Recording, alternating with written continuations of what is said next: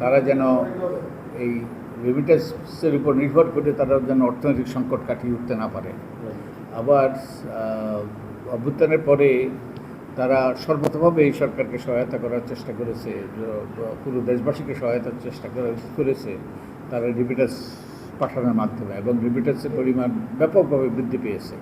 এবং এই শেখ হাসিনার সরকার যে অর্থনৈতিক সংকট রেখে গিয়েছে, এটা উত্তরণের ক্ষেত্রে এই প্রবাসীদের ভূমিকা প্রবাসীর অত্যন্ত গুরুত্বপূর্ণ ভূমিকা রেখেছে। তো এই প্রবাসীদের এই ভূমিকার স্বীকৃতি অবশ্যই দরকার।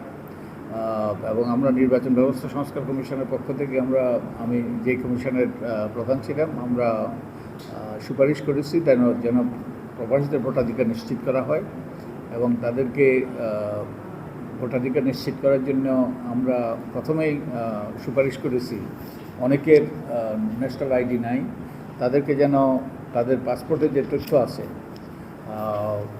সেই তথ্য ব্যবহার করে তাদেরকে যেন এনআইডি দেওয়া হয়।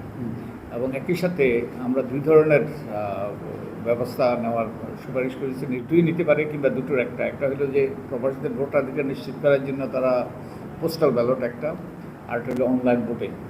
তো এই নির্বাচন কমিশন, আমি যতটুকু জানি নির্বাচন কমিশন চেষ্টা করছে, এবং আমি ব্যক্তিগতভাবে জানি আমাদের প্রধান উপদেষ্টা অত্যন্ত আগ্রহী প্রবাসীদের ভোটাধিকার নিশ্চিত করার জন্য।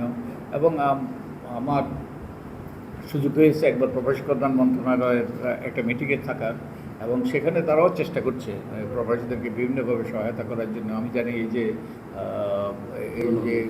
তারা যেমন কেউ যদি প্রবাসে মারা যায়, এখন প্রবাসী কল্যাণ মন্ত্রণালয়ই সহায়তা করে তাদেরকে আনার ব্যাপারে। এবং অন্যান্য ক্ষেত্রে অনেক, আমি একটা অনুষ্ঠানে ছিলাম যেখানে তারা ওই যে প্রবাসীদের ছেলে মেয়েদেরকে স্কলারশিপ দিয়েছে এবং বিভিন্নভাবে আর্থিকভাবে সহায়তা করেছে। তো এই আমার মনে হয় মানুষের মধ্যে ক্রমান্বয়ে এই উপলব্ধি সৃষ্টি হচ্ছে যে প্রবাসীরা গুরুত্বপূর্ণ, তারা গুরুত্বপূর্ণ অবদান রেখেছে এবং গুরুত্বপূর্ণ অবদান রাখছে এবং ভবিষ্যতেও রাখবে।